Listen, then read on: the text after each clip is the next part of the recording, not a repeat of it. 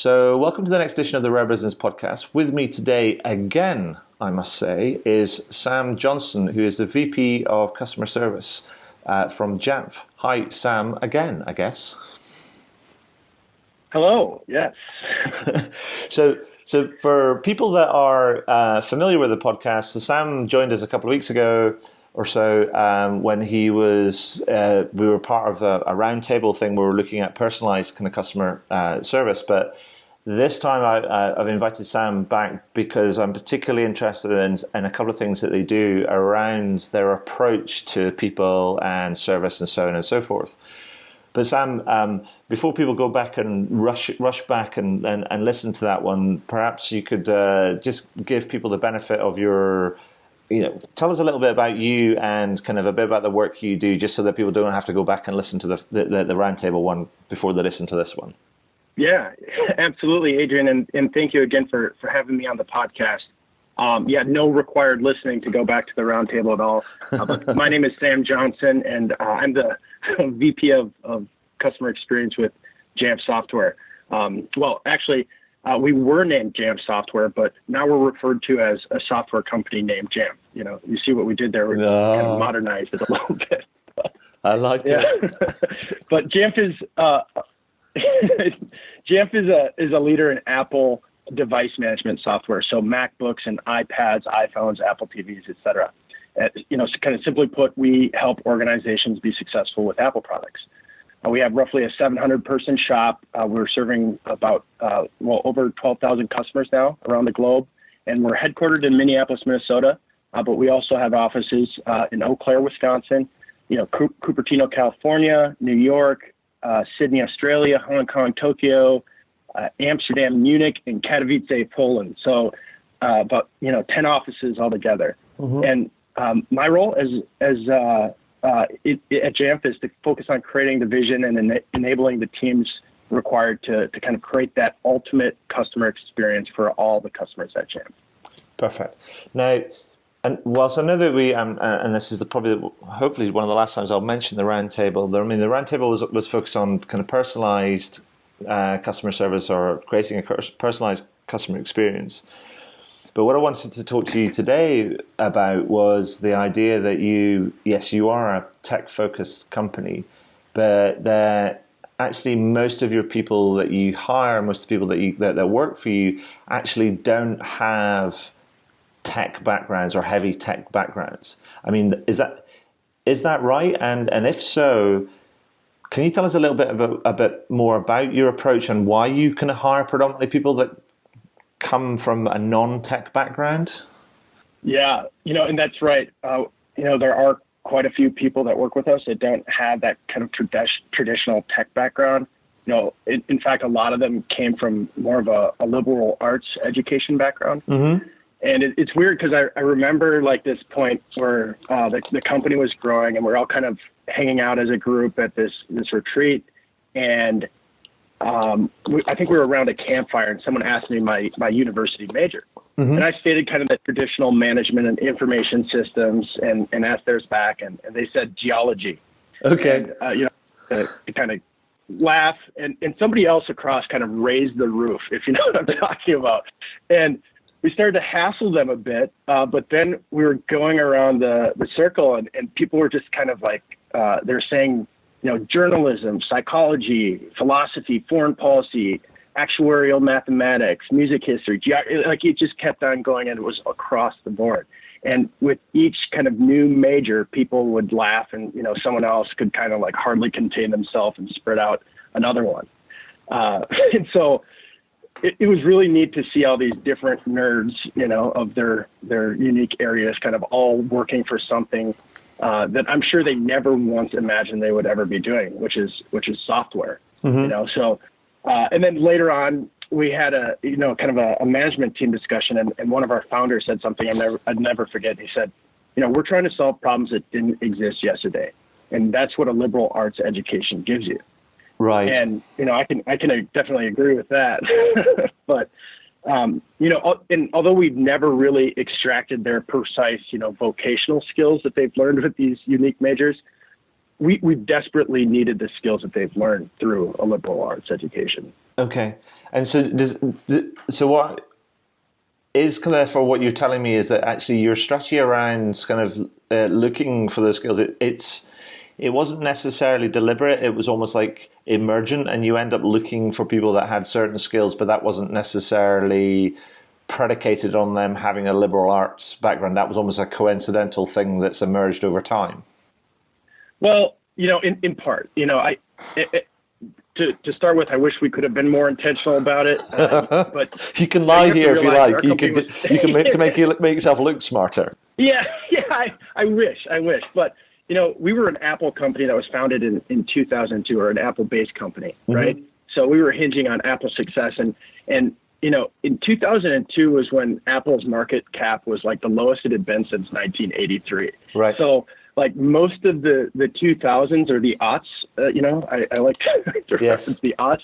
It was really hard to find people who were specialized in that specific technical ability, because like Objective-C was super rare and completely foreign at most, formal educational institutions. The app market was just on its way to being established. Swift didn't exist. So we were like a niche, to say the least. But it did open the door for us to discuss how we wanted to look at our hiring practice and recruitment efforts. And we talked a lot about, how to hire for emotional intelligence and empathy back then. But we also wanted to make sure that some of the fundamentals were there as well. Just looking for technical curiosity and aptitude. Sure. So it was intentional from that sense. And yeah, it did kind of create this funny interview process, because we were looking for so much, on the soft skills. In fact, most people didn't even know that they were getting interviewed for the first, 20, 30 minutes. Right. Because we just kind of walk up in the waiting room and ask them if they wanted, any coffee or water, and then just start talking to them. Okay. I don't know, try to find some common interest, or, have them explain something that you didn't know, or that you pretended not to know much about, and see if they could kind of go as deep as they could on it, and then bring it back and relate it to you in a way that anyone could understand. And then we'd throw out like the classic situational interview question, like, give me an example of when you didn't achieve something that you set out for. Right. And people kind of snapped to attention, kind of realizing that they were in a real interview. And they went, "Oh, you're the guy." Exactly. You're like, "Oh, hello, my name's Adrian. How do you do?" And, we were all wearing like, hoodies and jeans anyway. So you couldn't distinguish, the office manager from the CEO, I don't think. Sure. So the thing that's interesting, because when you talk about those sort of like emotional intelligence and empathy and things, the thing that I find kind of interesting, and it's kind of sort of speaks to your approach there, is that testing or interviewing for those sort of skills, makes me think that the standard recruitment process, it's sort of not necessarily fit for purpose anymore, and in many ways, in terms of how do you express some of those things on a sort of CV. And I'd be interested to get your kind of view on that. It's almost like, how do you filter people? Because people still apply for jobs either predominantly through either job boards or recommendations or introductions, and then submit CVs, and then it goes into a bit of a machine filtering kind of process. But how do you make sure that you're not, if you like, losing kind of almost good candidates who can't necessarily express it? Or how do you kind of like identify some of those things, those sort of skills that you're looking for early in the process? Or is that still a thing that you're looking at? Yeah, and really, I mean, you need to have your HR team on board with this whole hiring process, as well as they're out in the market looking for candidates and trying to narrow that funnel down.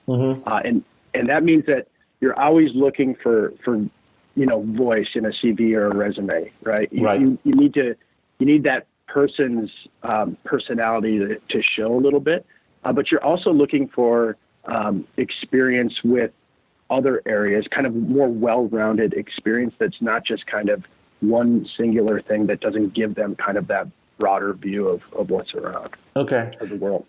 Yeah, because I mean that reminds me of another conversation that I had with another company. Have you heard of Wayfair, the online home store furniture retailer? Yeah, absolutely. One of the things that they do, which I thought was really neat, is, well, they've done two things. One is that they started experimenting with the recruitment process, where they decided that they were going to go and take, rather than going to a job fair and setting up a stand and then talking to people that way, which they said they found was generally quite an anodyne type of experience, that they ended up taking a stall at a local Comic-Con.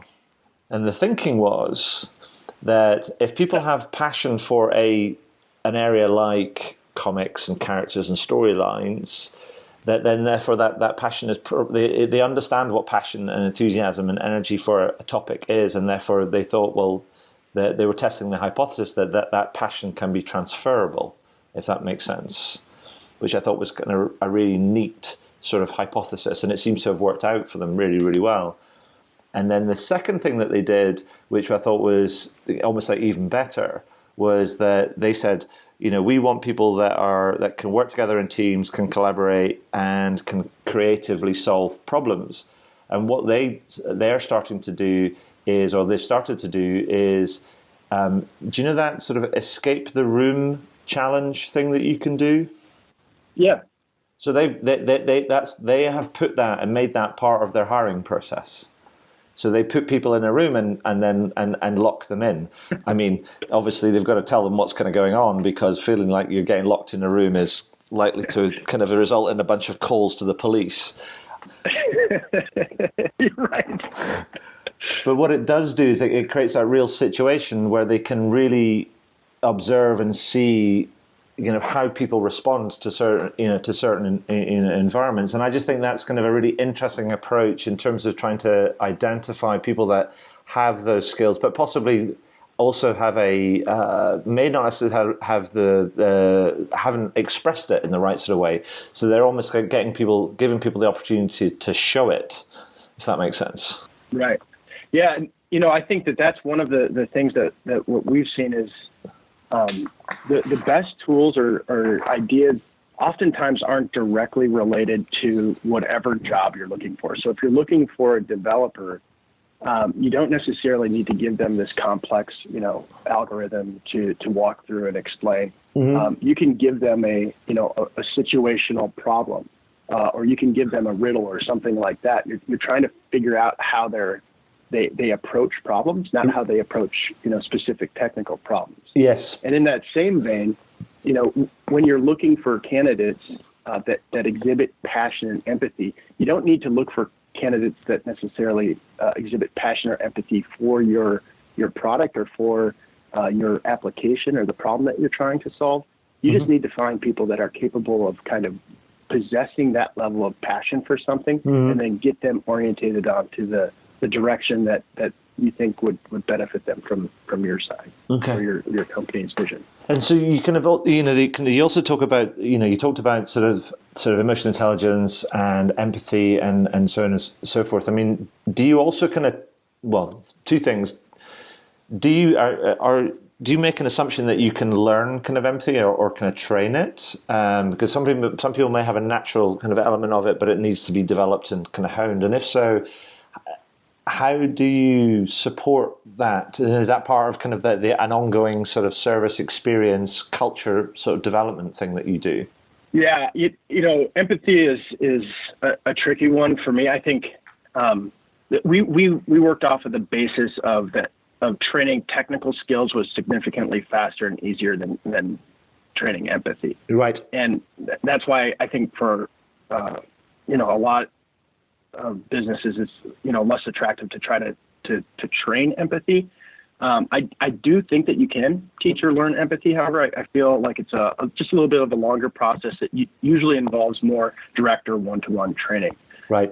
I haven't been exposed to a really good way to train it in mass. We've definitely tried some training tactics to show people how to replace kind of that standard you and I with we. Mm-hmm. but it just doesn't really work that way. If you don't feel it, it becomes kind of condescending in a way. Right. So, the best in mass way that we've found so far is we've got a workshop that's called the coworker mentality, in which we give examples of real customer issues. And then we, have the teams talk about how they'd solve those issues and draft kind of carefully worded emails. And then we go through and scrutinize it and make it more, empathetic and sincere, and kind of the whole group kind of chips in on that. And right. They kind of learn some tactics, I think. But, to me, it's most valuable if it's done in kind of a mentor protege program, where someone that you respect who exhibits these traits, allows you to kind of develop those. And it might take a little bit to hone those skills, but I think you learn it better that way. Yeah, and I guess if you're starting from a base of recruiting a lot of people that have come from varied backgrounds, or particularly liberal arts, I guess it's safe to assume that they've developed that over time as well, and therefore they've got natural musculature, if that's the right way to say it, in that sort of area. So you've got to get you're not starting from a low base kind of anyway. Yeah. Another one that pops into mind is if your leaders are helping reinforce this with teams, lead by example. I've got a great example. Just the other week, our CTO was working, until 1 a.m. a few nights with a customer that was having some big issues that needed some engineering assistance. Mm-hmm. And that lead by example moment kind of really impacted and rallied the team, and the customer noticed it as well. And at the end of it, everyone was just extremely exhausted. They came out of this battle, but kind of emerged with this customer first mentality that I don't think that they had before. Mm-hmm. So it's definitely possible, but it comes with those who kind of enjoy working with each other. And when it's forced, it doesn't really work, I guess. Right. And so how have you I saw some notes that I saw before, and it said that sort of more than 60% of all Jamf employees hold a liberal arts degree, as opposed to computer science or other technical degree. So I guess my question is, but you're still in that sort of a technical area, but with a service and experience kind of wrap around it. I mean, so how have your liberal arts degree, team members, how have they taken to the sort of tech training skills development? Because I guess there's this kind of it's like a common myth that says that liberal arts and technical sort of disciplines or skills or capabilities are sometimes seen as kind of oil and water, and therefore they don't mix. So how have you kind of handled that? Or is it that they do mix and you just have to, I don't know, strap them down and force feed them some technical skills? Yeah. Oh man, I don't know if that's, I don't know if I view it as oil and water. Especially in software, tech training is super important, and you need to continuously be layering in tech with the soft skills. Mm-hmm. And although you aren't necessarily hiring for technical skills, you do look for, again, that aptitude, right? And kind of that interest in the field of technology, that thirst for knowledge, which comes through. Right. I think the modern workforce is more exposed to technology than ever in the past. And mm-hmm. It's more common to see people be exposed to tech through kind of side interests or hobbies, or, just kind of building things.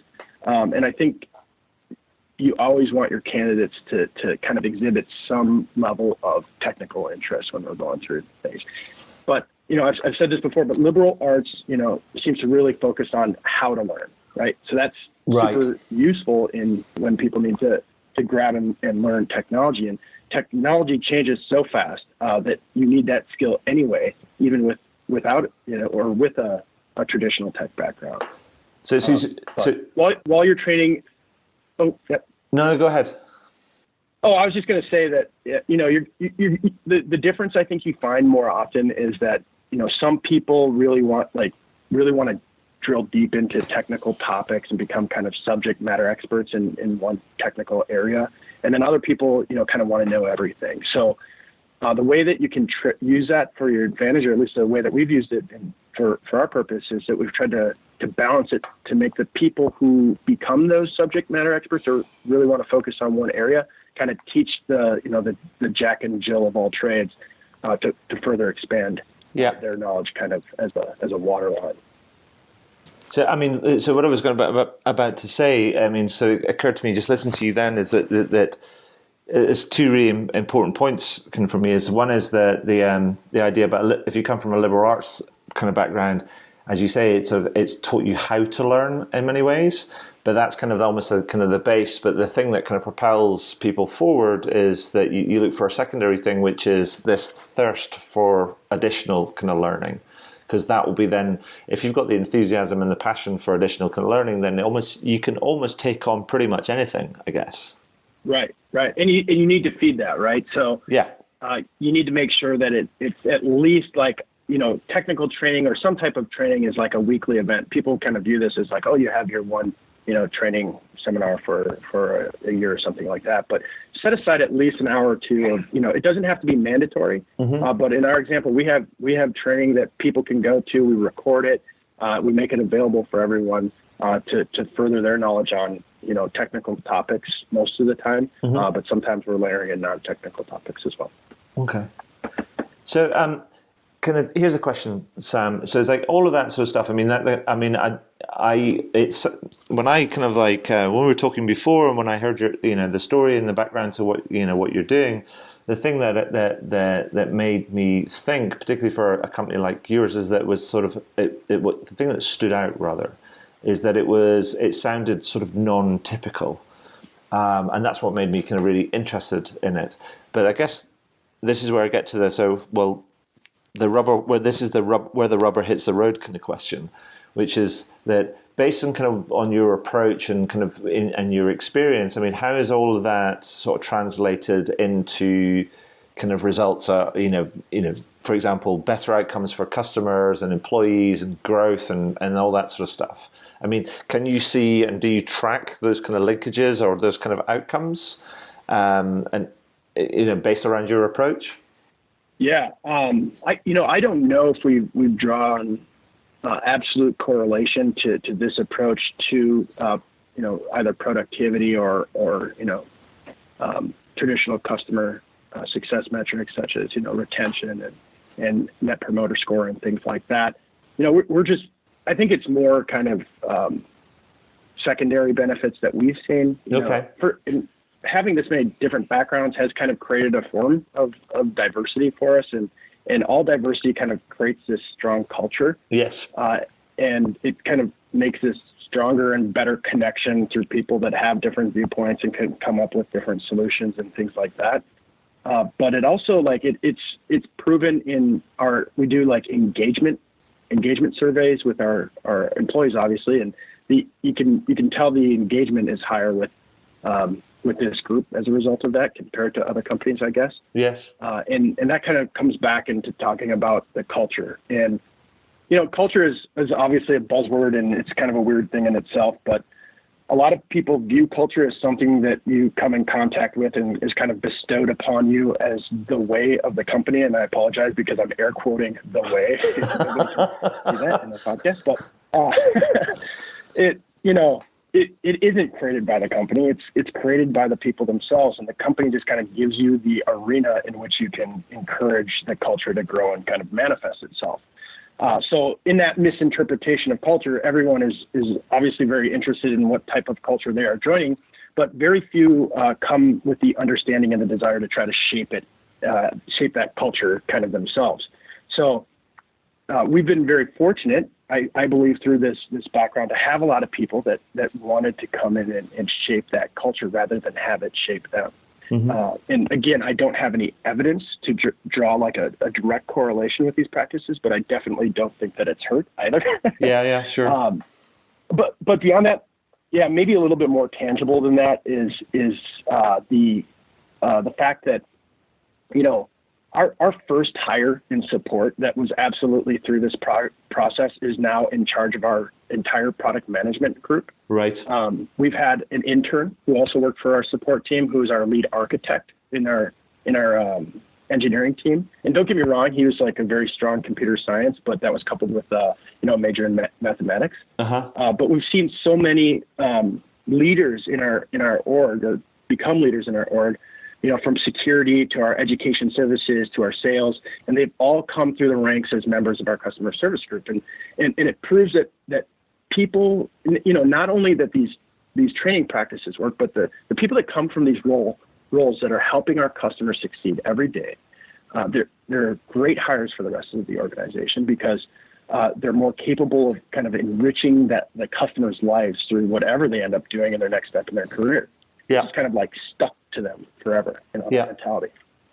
I mean, I will say it's like you might not count it as being a what's the word, a direct correlation, but I do know that you, and I will kind of mention it even if you don't, is that throughout your kind of growth you have a 96% customer retention rate, which you probably kind of can't directly kind of correlate kind of your approach to hiring and training and developing kind of people kind of to that, but it's got to help.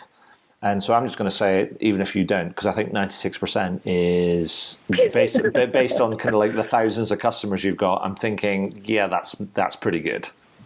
Yeah. We've got high NPS. We've had always had high retention, and I think a lot of things go into that. And again, that direct correlation is tough, but there's the crossing the chasm idea that is this whole product experience in which the technology itself is a part of your product, but the services, the people, the interactions that you overlay on top of that creates that whole product experience, which is so much more enriching for your customers' lives than thinking of it as just an experience within a software itself. Perfect. So Sam, so I'm just thinking. You've been with the company for a wee while now, and you've kind of seen things develop. I mean, what would you say are the overall or big lessons that you've kind of learned that you could think you could pass on to other sort of service support experience success professionals and leaders based on kind of what you've kind of learned, sort of like that? The top 3 or 4 things, or top 1 or 2 things that you think these are the big things that I've learned, and I wish I knew those sort of things right at the very beginning.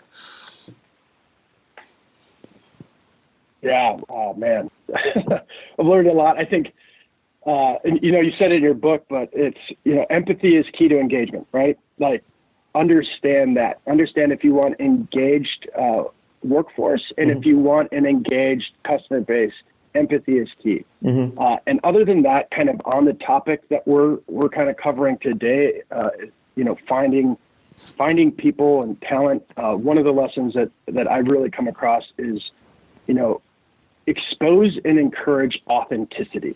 And right. Authenticity is kind of the antithesis of some of the modern trends you're going to see around, artificial intelligence or consistency of delivery or automation of efficiency.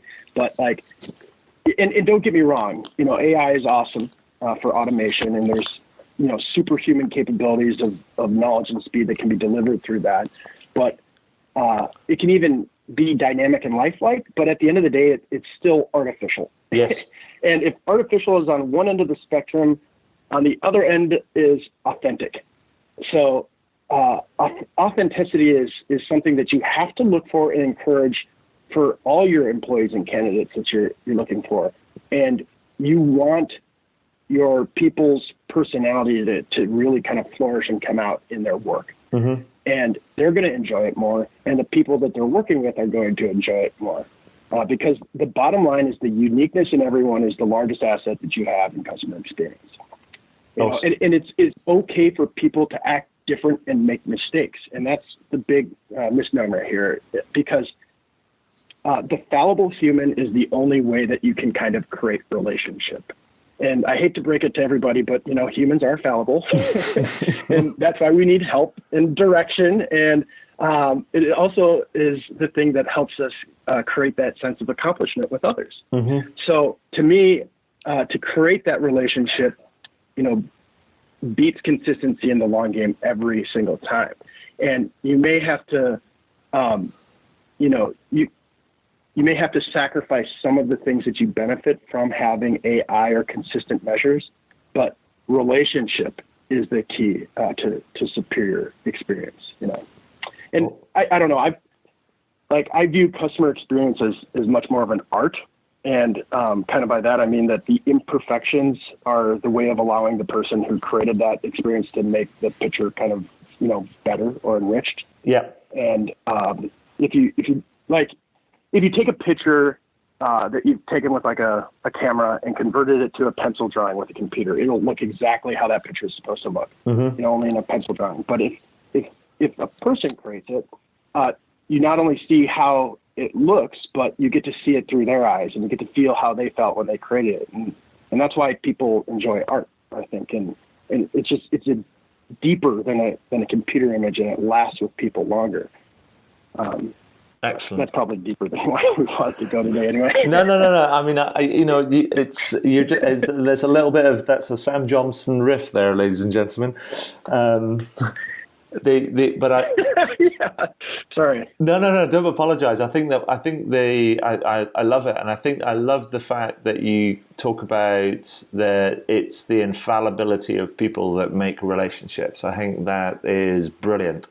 I love it because it's actually, you know, it's many of it's our imperfections that make us who we are, and it's our imperfections that make us either love or hate each other. Exactly. And it's that kind of thing, because if we were all the same, then probably wouldn't have very many relationships because there's nothing to cling on to or to push away from. Right.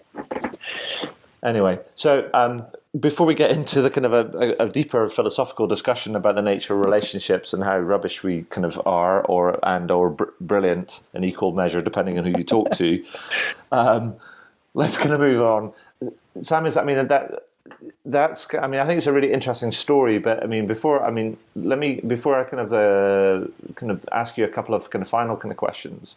Is there anything that you think that we've missed out about your approach that you think that would be worth kind of sharing with our kind of listeners and readers that we haven't actually already covered? Man, only everything. To be honest, you can tell what I'm passionate about, and we could probably talk hours upon hours on this stuff. But that's outside kind of the standard of most podcasts, I think. So, yeah. I think you're spot on. I think that that human experience, if that's what you're trying to create, if you think that's what's best for your customers, then create the human experience. Humanize the technology that you're trying to work with instead of trying to make it a single point experience. Excellent. Now, Sam, that brings me to sort of just a couple of final questions. Now, the first one so it sounds like you're familiar with the book I wrote. Have you read the book? Yeah, I have. That's just too awesome. You just made my afternoon. Anyway. I'm telling you, yeah. So thank you for that. That's brilliant. But so the question I wanted to ask is I've been asking, ever since the book came out, I've been asking people at the end of these interviews for what their perspective on kind of what a WOW service or WOW experience is for them. So given that you've read the book and also given kind of what you do and some of the really interesting stuff you do, I'd be really interested to get your perspective on that. What is WOW service or experience to you? Yeah, and the service WOW, and you can kind of see this in your book is right in line with the kind of that Zappos mentality or the Nordstrom side or anything like that, and that's why I love it. But for me, it's that singular moment. A WOW is it's a moment when you have established kind of that human connection beyond expectation, and right. It's like. It's when the wheels leave the ground on an airplane ride. It just changes the journey that you're on a little bit. And in customer experience, that while typically starts with, this selfless action by an agent of a company that demonstrates that they want the success or the solution just as much as the customer does. And if both people believe that, it just kind of cracks through this sonic boom and a WOW is created. It's out there. Or, does it stand for World of Warcraft? I've heard as well. And that's a pretty popular game. You didn't mention that in your book. No, I didn't mention that in the book. I mean, if you read all the way through to the end, I think the final note was kind of a world away from World of Warcraft. Oh, okay. That's in the appendix. Okay. But that's kind of fine. But that's like a whole different kind of like vector that we can explore some other time. Kind of like, does WoW mean World of Warcraft? But anyway, moving on. That brings me to my final question, Sam, that I always ask at the end of these kind of podcasts. And the question is there anything that you would like to shamelessly plug? Wow, yeah. If you, read your book. I got to plug your book. How to Wow. There's 68 awesome tips in there. One that's impacted me personally was complaints are key to retention, and that kind of invigorated us to boost our company visibility of the complaints that we'd been, and it also gave us a better understanding of which ones were the most qualified to necessitate action. So that's just one. I hope I'm not giving everything away for you, Adrian. There, no, not at all. That's a great lesson for us. No, and, I'm just kind of like that's awesome. It's awesome because it's almost a bit like I write something and I try and write it to be useful and kind of helpful, and no kidding, Sam, it is heartwarming to hear somebody kind of like talk about something that I've written and how they've used it, they've picked it up, and they've run with it, and it's had an impact. And I'm just going to say, well, I'm thankful for that. Good. Well, thank you. The thank is on this side of the line for sure, but you need that to kind of change your perspective on things, and a lot of people they need that perspective anyways. But another good one, and something that I think we're talking a lot about today is, designing the employee experience too is almost as important as designing kind of your customer experience. And that's one of the things that was very true for us going through, was that we knew that happy employees created happy customers. So spending just as much of your effort on designing that employee experience is critical for your organization. So, but the only other thing, and Shameless is my middle name, but if you haven't heard of us, check us out. It's Jamf.com. That's JAMF.com. It's a neat company. It's full action. So fantastic. Sam, just before we go, I just wanted to kind of ask you around that, because I completely agree with you around, the way I kind of think about it is like great customer experience is a function of great employee experience. And so I'm completely with you on that. But just a quick question on that before we kind of, wrap up, and this is a bit of a sidebar, is so when you talk about designing that, do you actually design it in a similar way to how you would try and design your customer experience? Would you go through like journey mapping and all that sort of stuff in order to try and properly map it out and what the employees need at different sort of stages? We're just getting to that right now, believe it or not. It's something that we've informally talked about a lot, but that's one of the things that I really gained from your book is, looking at the type of journey, looking at the kind of the steps and the experiences at each of the stages and things like that, and identifying opportunities for you to be able to improve. We're going through that process right now. I think that we've, kind of naturally done it, but never in a formal way to make it as complete of an experience. I think it's been shorter, smaller journeys like orientation and things like that, where we haven't looked at the big picture completely. Okay. Well, I mean, I'd love to hear more about that in kind of as you kind of come at the side of it, or complete the sort of first formal kind of stage of that. So, Sam, do keep in touch. But just want to say, thank you for your time today. Thank you for sharing your insights. Congratulations on the success that you've achieved to date. My mum and dad thank you for buying the book and reading it, because I'm going to tell them about this when I speak to them, because they think I've got a proper job now that I've published a proper book. But that aside, I'd just say thank you so much for your time and in sharing your insights today. That's been brilliant.